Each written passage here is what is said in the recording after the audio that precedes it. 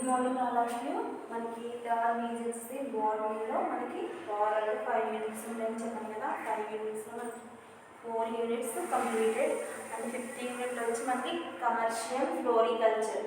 So ఇందులో మనకి first SA వచ్చి రోజ్ కల్టివేషన్ గురించి తెలుసుకున్నాం కదా. సో నెక్స్ట్ క్లాస్ వచ్చి మనకి మ్యారీగోల్డ్ కల్టివేషన్ అంటే బంతి పూల సాగు విధానం అన్నమాట. సో మ్యారీగోల్డ్లో మనకి ఏ విధంగా కల్టివేషన్ చేస్తారో అనేది ఇప్పుడు చూద్దాం. సో బొటానికల్ నేమ్ వచ్చి మనకి టాజిటస్ ఎరిక్టా అండ్ టాజిటస్ పార్ట్యులా.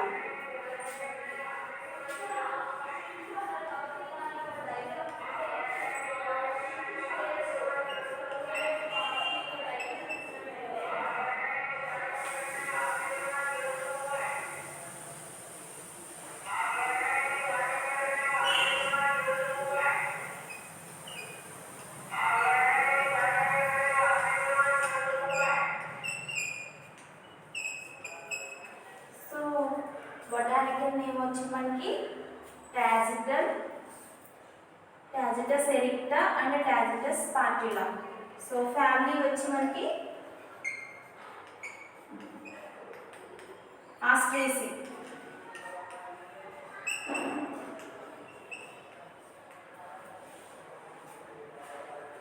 సో మనకి టాజిటస్ ఎరిక్టా అండ్ టాజిటస్ పార్ట్యులా అనేది మ్యారీగోల్డ్లోని రకాలు అనమాట. సో ఆరెంజ్ కలర్లో బంతిపూలు కొన్ని ఉంటాయి, సో ఎల్లో కలర్లో ఉండే బంతిపూలు కొన్ని ఉంటాయి అనమాట.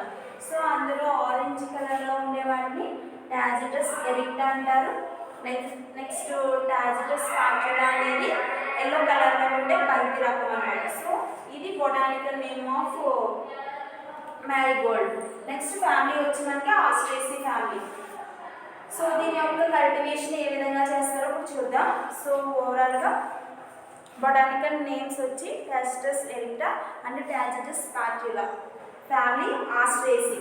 So it is a herbaceous ornamental annual plants and Tacitus erecta is a tall and erected plant, bears large and double flowers and has a shorted and flowering period. So Tacitus parsula is a small bushy and with single of the double flowers has a long flowering period. So man short flowering period के example plant flowers వచ్చి Tagetes ఎరిక్టా అన్నమాట. So ఇవి 2 days ఏర్పడితే కొన్ని వాటిలో మనకి 3 days కూడా ఏర్పడే అవకాశం ఉంటుంది. సో మనకి టాజిటస్ పార్ట్యులా వచ్చేటప్పటికి షార్ట్గా ఉంటాయి ప్లాంట్స్ అనేవి. సో వాటి ఫ్లవరింగ్ అనేది లాంగ్ టైం పీరియడ్ అనేది ఉంటుందన్నమాట. సో ఇందులో మనకి కల్టివేషన్ ఏ విధంగా చేస్తారో చూద్దాం.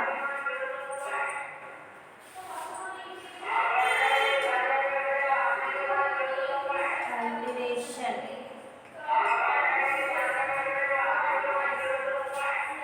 ఫస్ట్ వన్ వచ్చి selection of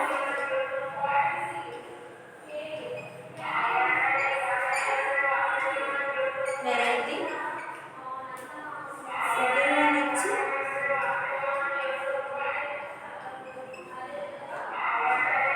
field preparation.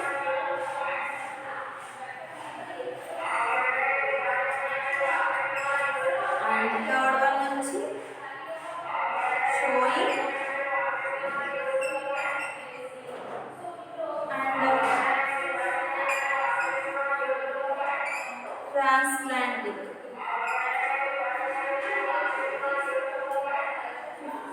Fourth one వచ్చి mercerizing.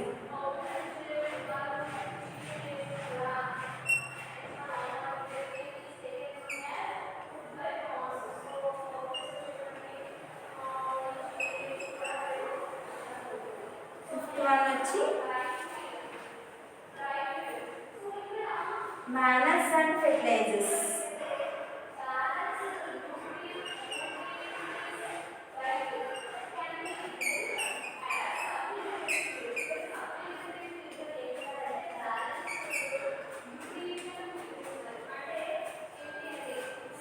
సిక్స్త్ వన్ వచ్చి weed control.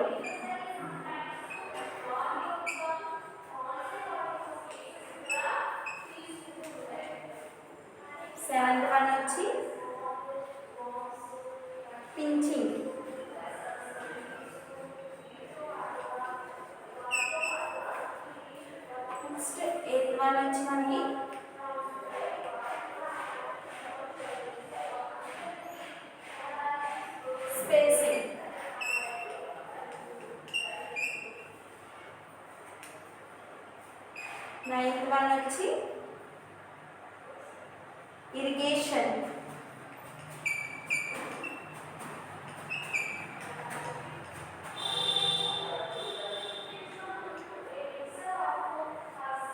10th వన్ వచ్చి మనకి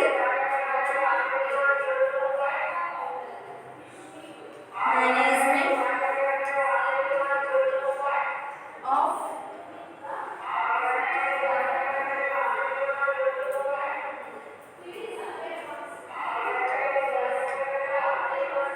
diseases and insects.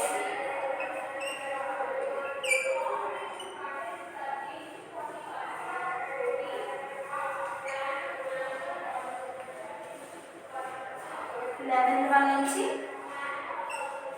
Foresting.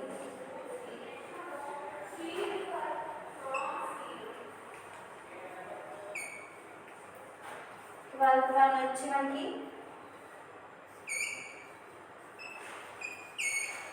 Usage. ఓవరాల్గా మనకి మ్యారీగోల్డ్ కల్టివేషన్ అనేది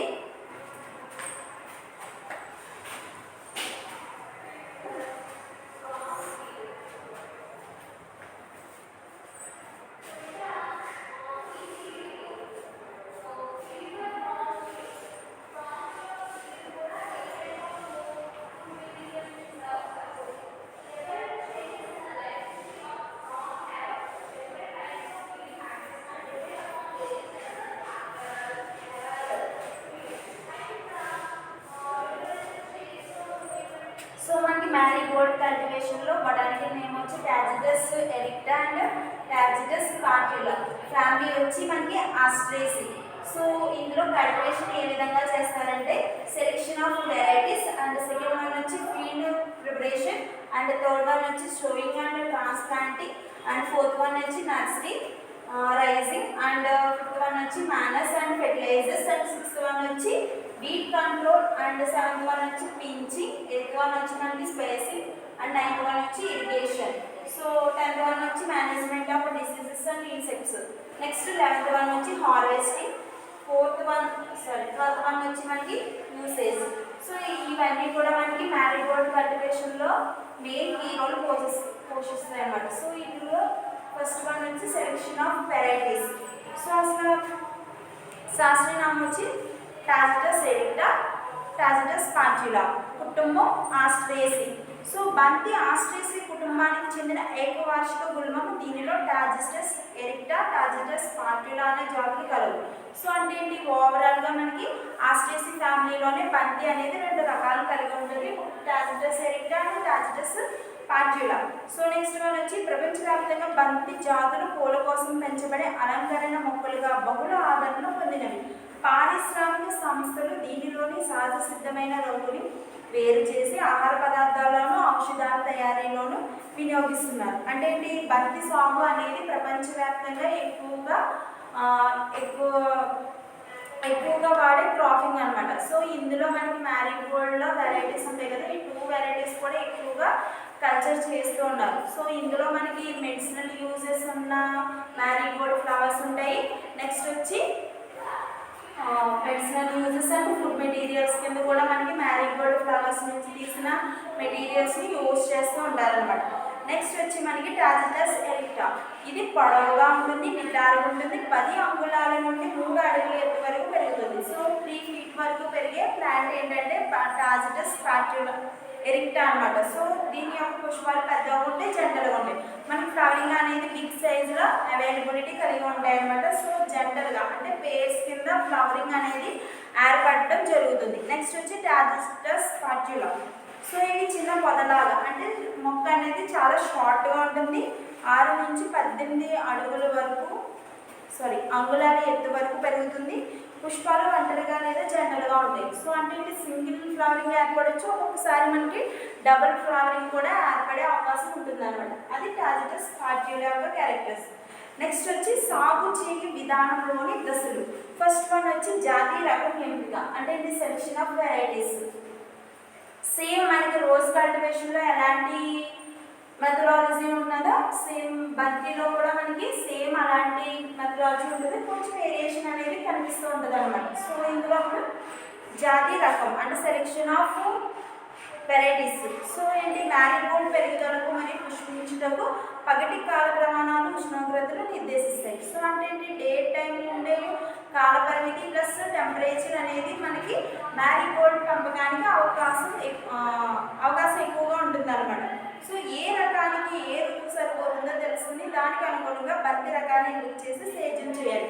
సో అంటే సీజన్ బట్టి బంతి యొక్క కలరింగ్ అనేది ఆధారపడి ఉంటుంది. సో మనకి ఆ సీజన్ బట్టి మనం వెరైటీ మ్యారీగోల్డ్ అనేది ఎంచుకోవడం జరుగుతుంది అనమాట. సో ఈ విధానాన్ని ఏమంటారు అంటే సెలెక్షన్ ఆఫ్ వెరైటీస్ అని అంటారు. సో ఎగ్జాంపుల్ వచ్చి మనకి శీతాకాలంలో పూస రకాలు. సో మనకి శీతాకాలంలో పెంచే వెరైటీస్ ఏంటంటే పూసా రకాలు అనమాట. నెక్స్ట్ వచ్చి ఆఫ్రికన్ జాయింట్స్ అండ్ ఇంకా హైబ్రిడ్ వెరైటీస్ అనేవి మనకి వింటర్ సీజన్లో పెంచే వెరైటీస్. నెక్స్ట్ వచ్చి సమ్మర్ సీజన్లో పెంచే మ్యారీగోల్డ్ రకాలు వచ్చి క్రాకర్ జాక్ అండ్ స్థానిక రకాలు. సో అంటే లోకల్లో పెంచే ఫ్లవరింగ్ అనమాట. సో నెక్స్ట్ వర్షాకాలం రైనింగ్ సీజన్లో ఆఫ్రికన్ జాయింట్ జాఫ్రీ రకాలు ఎక్కువగా కల్టివేషన్ చేస్తూ ఉంటారనమాట. సో నెక్స్ట్ వచ్చి క్షేత్రాన్ని సిద్ధం చేయుట అంటే ఏంటి ఫీల్డ్ ప్రిపరేషన్. చెప్పాను కదా స్థలాన్ని మనం ఎంపిక చేసుకోవాలి.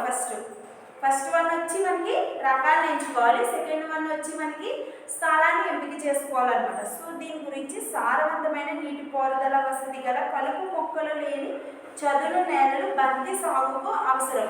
నేలను బాగా దున్నిన తర్వాత చిన్న చిన్న మడులు ఏర్పాటు చేయాలి. వేసవి మరియు శీతాకాల రకాలను చదునుగా ఉండే మడులను, వర్షాకాల రకాలను గుప్పులను సిద్ధం చేయాలి. సో అంటే ఏంటి మనకి ఈ పొలం లోపల మనకి మ్యారీగోల్డ్ క్రాపింగ్ వేయాలనుకున్నప్పుడు మనకి సీజనల్స్ని బట్టి దాని యొక్క సాయిల్ అనేది ఫ్లాట్గా ఉన్నప్పుడు కొన్ని రకాల వెరైటీస్ని వేస్తారు. కొన్ని అప్ అండ్ డౌన్స్ కూడా సాయిల్స్ అనేవి ఏర్పాటు చేసి దాని లోపల కూడా మనకి ప్లాంట్ గ్రోతింగ్ అనేది చేయడం జరుగుతుంది అనమాట. సో ఈ విధానాన్ని అందరినీ కలిపి ఏమంటారంటే ప్రిపరేషన్ ఆఫ్ ఫీల్డ్ ప్రిపరేషన్ అని అంటారు. సో నెక్స్ట్ వన్ వచ్చి షోయింగ్ అండ్ ట్రాన్స్ప్లాంటింగ్, విత్తనాలు మరియు నారు మొక్కలను నాటుట. సో ఏ విధంగా చేస్తారు మ్యారీగోల్డ్ని సంవత్సరంలో 3 సార్లు పెంచుతారు. అంటే ఇయర్లీ రైస్ కల్టివేషన్ చేస్తుంటారు మ్యారీగోల్డ్ని. వర్షాకాలంలో జూన్ మధ్యలో విత్తనాలు, జూలై మధ్యలో నారు మొక్కలు నాటుతారు. సో మనకి రైనింగ్ సీజన్లో సీడ్స్ వేస్తారు. నెక్స్ట్ వచ్చి జూలై మంత్లో మనకి సోయింగ్ అంటే మడి మొక్కలు వస్తాయి కదా. సో ఆ మొక్కల్ని నాటడానికి అవకాశంగా ఉంటుంది అన్నమాట. నెక్స్ట్ వింటర్ సీజన్లో మనకి విత్తనాలు, అక్టోబర్ నెలలో నారు మొక్కలు నాటుతారు. అంటే షోయింగ్ అండ్ ట్రాన్స్ప్లాంటింగ్ అంటే ఏంటంటే సీజనల్ బట్టి మనకి విత్తనాల్ని లేదా నారు మొక్కలు అంటే చిన్న చిన్న ప్లాంట్స్ వస్తాయి కదా స్టార్టింగ్, ఆ ప్లాంట్స్ వేయడం అనేది జరుగుతూ ఉంటుంది. సో ఆ విధానాన్ని ఏమంటారంటే షోయింగ్ అండ్ ట్రాన్స్ప్లాంటింగ్ అని అంటారు. నెక్స్ట్ వచ్చి నర్సరీ పెంచుట అంటే ఏంటి నర్సరీరైజింగ్ అంటే నర్సరీని పెంచే విధానం మ్యారీగోల్డ్ మొక్కలలో చూద్దాం. వేసవి వర్షాకాలంలో ఎకరానికి 200 నుంచి 300 గ్రాముల విత్తనాలను యూజ్ చేస్తారన్నమాట. అంటే ఏంటి 1 ఎకర్కి వచ్చి మనకి 200 నుంచి 300 సీడ్స్ని యూజ్ చేయడం జరుగుతుంది. సో మనకి చాలా మొక్కలు అనేవి ఏర్పడతాయి అనమాట. 300 గ్రామ్స్ సీడ్స్ అంటే మనకి సో మెనీ ప్లాంట్స్ అనేవి మ్యారీగోల్డ్ ప్లాంట్స్ అనేవి గ్రో అవుతూ ఉంటాయి. సో ఫ్లవరింగ్ కూడా మనకి ఎక్కువ వచ్చే అవకాశం ఉంటుంది అనమాట. విత్తనాలు నాటడానికి ముందు కెప్టా లేదా తారాంతో శుద్ధి చేస్తారు. సో కొన్ని కెమికల్ మెటీరియల్స్లో కూడా సీడ్స్ని వాష్ చేయడం అనేది జరుగుతుంది. దీనిలో కూడా మనకి ట్రేస్ విధానంలో మాత్రమే తయారు చేస్తారు మడుల్ని. సో దీనిలో మడి నేలకు కుళ్ళిన పసుపుల ఎరువులు మరియు ADP, DAPని కలుపుతారు. విత్తనాలను వరుసలో 4 నుంచి 5 సెంటీమీటర్స్ డిస్టెన్స్లో వేస్తారు. అంటే మొక్కకి మధ్య గ్యాప్ ఎంత ఉంటుందంటే 4 to 5 సెంటీమీటర్స్ ఉంటుంది. ప్లస్ 4 నుంచి 5 రోజులు విత్తనాలు అంకురిస్తాయి. ఇలా సీడ్స్ వేసిన తర్వాత మనకి 1 to 5 డేస్లో మనకి మొక్కలు అనేవి గ్రో అవ్వడం జరుగుతుంది అనమాట. సో విత్తనాల నుంచి మనకి మొక్కలు అనేవి గ్రో అవుతూ ఉంటాయి. సో విత్తనాలు 25 డేస్కు నారు మొక్కలు సిద్ధమవుతాయి. ఇలా గ్రో అయిన పైరు నుంచి మనకి 25 రోజులు అంటే మ్యాక్సిమం మనకి 1 మంత్లో నార్మల్ అంటే చిన్న సైజు మ్యారీగోల్డ్ ప్లాంట్స్ అనేవి గ్రో అవ్వడం జరుగుతాయి అనమాట. దీన్ని ఏమంటారు అంటే నర్సరీ రైజింగ్ అని అంటారు. సో ఇందులో నారు మొక్కలు పీకలకు ముందే నీటిని సరఫరా ఆపేసిన నారు మొక్కలు దృఢమవుతాయి. సో మనకి నారు వేస్తాం కదా, సో ఆ ప్లాంట్స్ని రిమూవ్ చేసే ముందు వాటర్ని ఆఫ్ చేయాలన్నమాట. సో అలా చేసినప్పుడు మాత్రమే మనకి ప్లాంట్స్ అనేవి స్ట్రాంగ్గా తయారవుతాయి. సో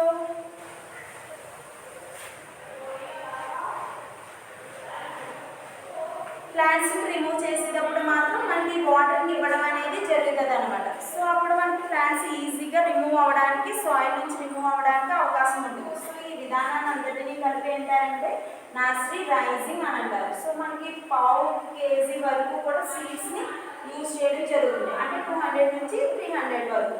నెక్స్ట్ వచ్చి managed fertilisers. So managed fertilisers అంటే ఏంటంటే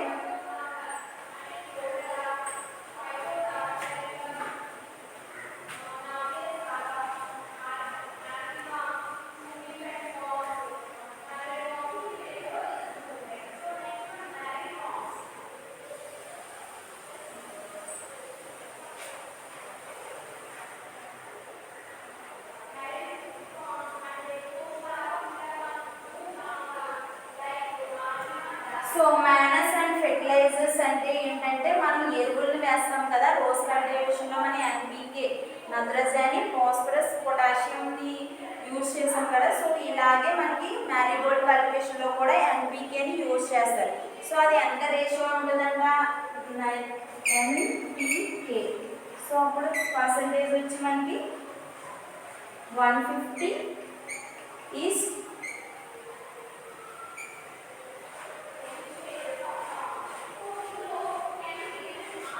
160 ఈజ్ 60. అంటే ఏంటి, నత్రజని అనేది మనకి 150 రేషియోలో తీసుకోవాలి. నెక్స్ట్ ఫాస్ఫరస్ అనేది 60% వరకు తీసుకోవాలి. పొటాషియం అనేది 60% వరకు తీసుకోవాలన్నమాట. సో ఇవన్నీ కూడా మనకి హై క్వాలిటీలో మనకి ఎక్కువగా మొక్కలు ఏర్పడడానికి ప్లస్ ఫ్లవరింగ్ ఏర్పడడానికి ఎక్కువగా ఉపయోగపడే ఫెర్టిలైజర్స్ కెమికల్స్ అనమాట ఎన్పీకే అనేది. సో 150, 60% మనకి ఎన్పీకేని తీసుకోవడం జరుగుతుంది. నెక్స్ట్ వచ్చి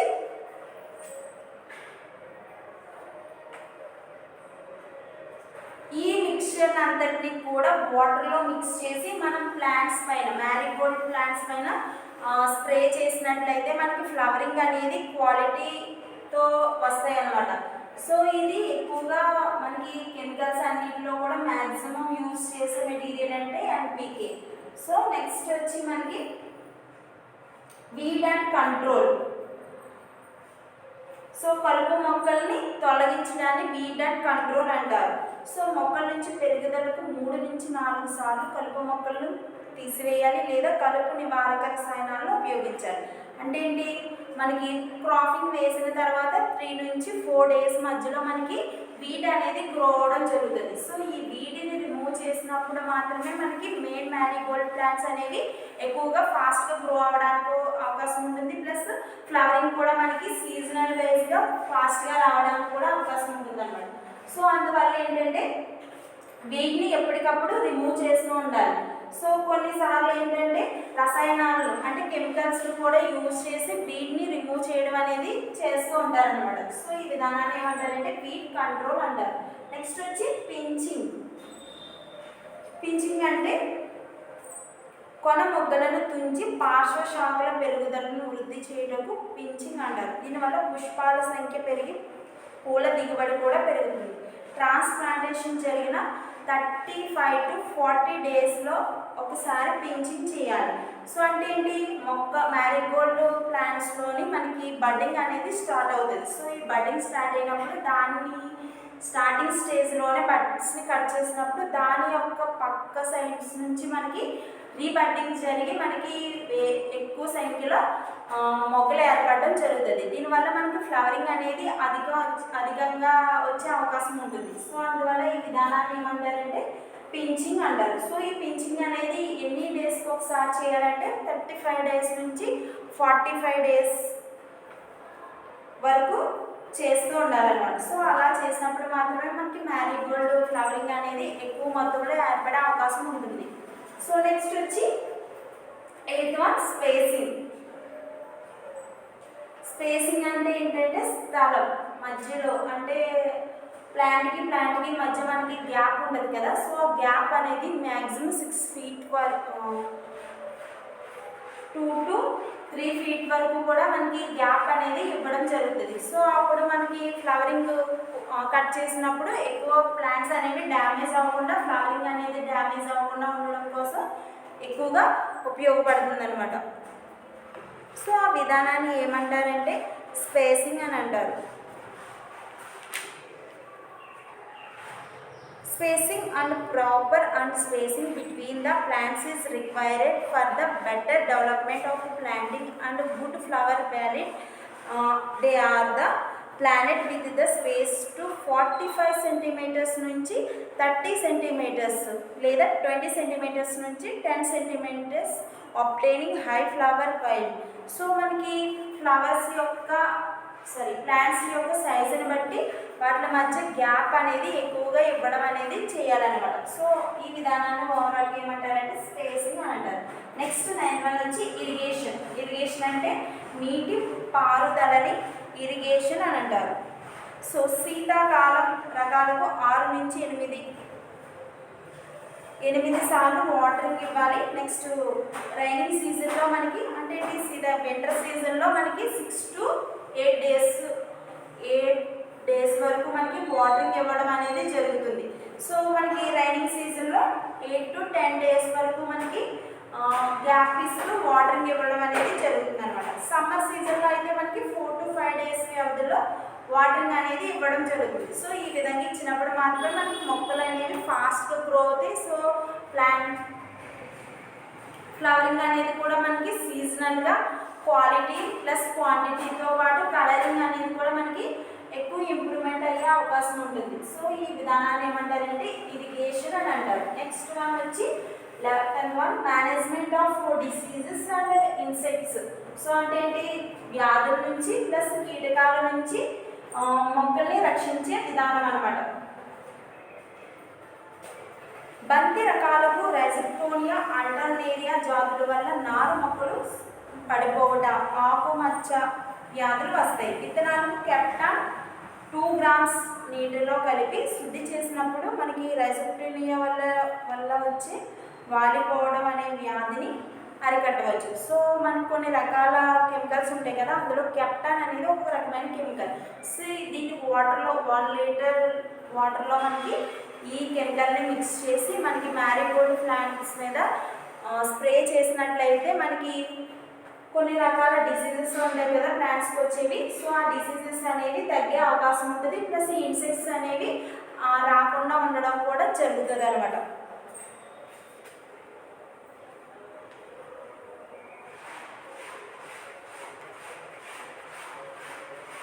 కావున వ్యాధి సోకిన మొక్కలను తీసివేయట, కాల్చివేయట, కీటకనాశనాలను పిచికారీ చేయడం ద్వారా వీటిని నివారించవచ్చు.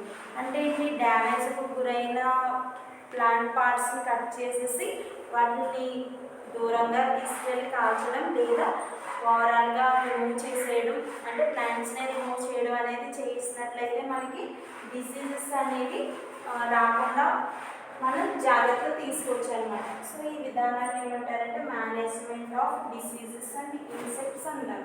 నెక్స్ట్ వన్ వచ్చి హార్వెస్టింగ్, అంటే కోత కొయ్యడం. సో మనకి రోజ్ కల్టివేషన్లో కూడా హార్వెస్టింగ్ గురించి చెప్పుకున్నాం కదా. సో అంటే రోజ్ ఫ్లవర్ కటింగ్స్ని హార్వెస్ట్ చేస్తూ ఉంటారు. అదేవిధంగా మ్యారీగోల్డ్ ఫ్లవర్స్ని కూడా హార్వెస్టింగ్ చేస్తూ ఉంటారు, అంటే కోత కొయ్యడం. ఉదయం లేదా సాయంత్రం చేతితో పూర్తిగా విప్పారిన పూలను కోసి వేరు చేస్తారు. కోతకు ముందు పంటకు నీరు అందించిన పూలు స్థితిలో ఉంటాయి, పూలు తాజాగా ఉంటాయి. తర్వాత నీడలో ఉంచి పాలిథిన్ సంచులతో లేదా బెదరు బొట్టల్లో ప్యాక్ చేసి మార్కెట్కి పంపుతారు. అంటే harvesting fully opened and flowering and should be plucked and either in the morning or evening by the hand, and field should be irrigated and before plucking to the mating and trickly of flowering better post harvesting life. The packing of flowers should be done in the polythene bags or bamboo baskets. So అంటే ఏంటి, మనకి flowering అంతా తయారైపోయిన తర్వాత దాన్ని cut చేస్తాం కదా, so ఆ విధానాన్ని ఏమంటారంటే హార్వెస్టింగ్, అంటే కోత కొయ్యడం అంటారు. సో ఇది ఏ విధంగా, పుష్పాలన్నీ కూడా మనకి ఒకసారి బాగా విచ్చుకున్న తర్వాత హార్వెస్టింగ్ అనేది చేయడం జరుగుతుంది. సో ఈ విధంగా చేసినప్పుడు మనకి ప్లాంట్స్కి వాటర్ అనేది ఎక్కువగా ఇవ్వాలి. సో అలా ఇచ్చినప్పుడు మనకి ఫ్లవర్స్ అనేవి వాడిపోకుండా ఉండడానికి అవకాశం ఉంటుంది. ప్లస్ ఏంటంటే కట్ చేసిన ఫ్లవర్స్ని ఎలాంటి మెటీరియల్స్లోకి ప్యాక్ చేస్తారంట, polythene bags and bamboo baskets, అంటే వెదురు బుట్టలు లేదా పాలిథిన్ సంచుల్లోకి మనకి ఫ్లవర్స్ని ప్యాక్ చేయడం జరుగుతుంది అనమాట. సో ఈ విధానాన్ని అంతటిని కలిపి ఏమంటారంటే హార్వెస్టింగ్ మెథడాలజీ అని అంటారు. లాస్ట్ వన్ వచ్చి మనకి యూసేజెస్, అంటే మ్యారీగోల్డ్ కల్టివేషన్ వల్ల వచ్చే ఉపయోగాలు ఏంటి. Marigolds are used to bordered and beds and edging and in masses of mixed and planting and landscaping, and marigold is very ideal for the container gardenings and which the parts of the production purchase desks and ceremonies, and it is a natural insects and repellent against pests. They are the also used the making of garlands and the decorated and realizes icons on the buildings. So మనకి Marie Gold cultivation వల్ల కూడా మనకి కొన్ని రకాల ఉపయోగాలు అనేవి ఉన్నాయన్నమాట. అవి ఏమేంటి ఉపయోగాలు, బాటకి ఇరువైపులా బంతి మొక్కలు నాటుతా, మడుల చుట్టూ బంతి మొక్కలు నాటుతా ల్యాండ్స్కేపింగ్లో అలంకరణ మొక్కలుగా ఉపయోగిస్తారు. సో అంటే బ్యూటిఫికేషన్ కొరకు ల్యాండ్స్కేపింగ్లో ప్లస్ హైవే అంటే రోడ్స్కి ఇరువైపులా కూడా మనకి ల్యాండ్స్కేపింగ్ ఉంటుంది కదా, సో ఆ ఏరియాలో మనకి మ్యారీగోల్డ్ కల్టివేషన్ అనేది చేసినట్లయితే మనకి బ్యూటిఫికేషన్ని సంతరించుకుంటాయి అన్నమాట. సో ఏరియా అంతా కూడా.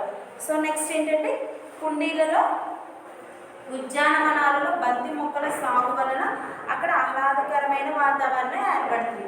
సో మనకి పాటింగ్ అండ్ గార్డెనింగ్లో మ్యారీగోల్డ్ కల్టివేషన్ చేయడం వల్ల మనకి పీస్ ఆఫ్ రెస్ట్ అనేది దొరుకుతుంది అనమాట. సో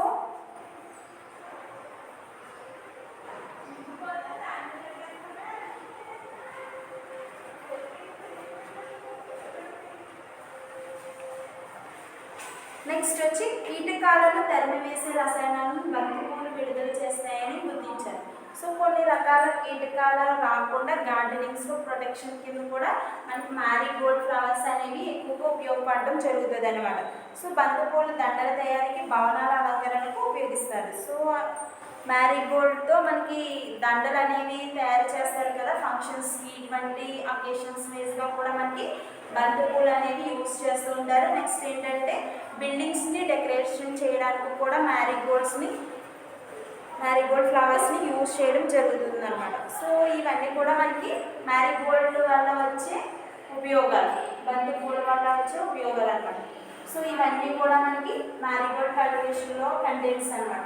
ఫస్ట్ వన్ వచ్చి బొటానికల్, ఇది కూడా మనకి ఎస్ఏ క్వశ్చన్కి అడిగే అవకాశం ఎక్కువ ఉంది. బొటానికల్ నేమ్ రాయాలి, Tagetes erecta, Tagetes patula, family Asteraceae.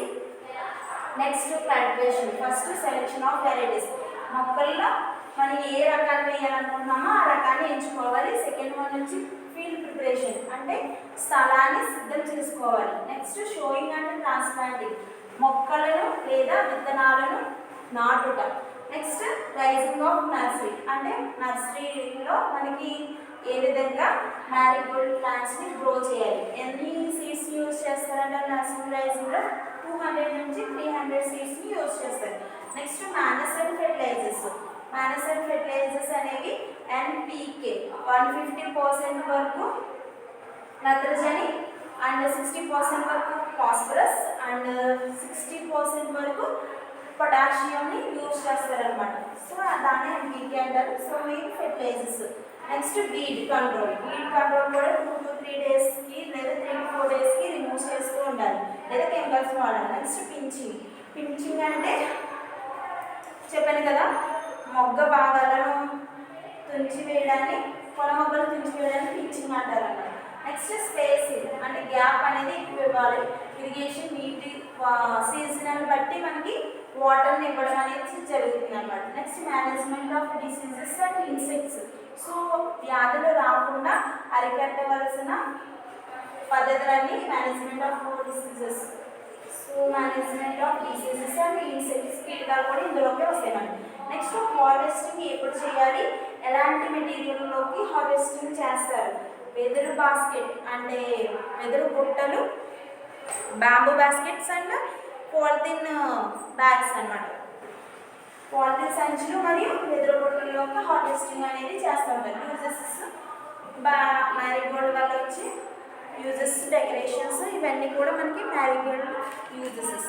So ఇదంతా కూడా మనకి 10 మార్క్స్కి అడిగే అవకాశం ఎక్కువ ఉంటుంది. సో మనకి ఈ యూనిట్ నుంచి మోస్ట్ ఇంపార్టెంట్ క్వశ్చన్స్లో rose cultivation and marigold cultivation అనేది చాలా ఇంపార్టెంట్ క్వశ్చన్స్ అన్నమాట.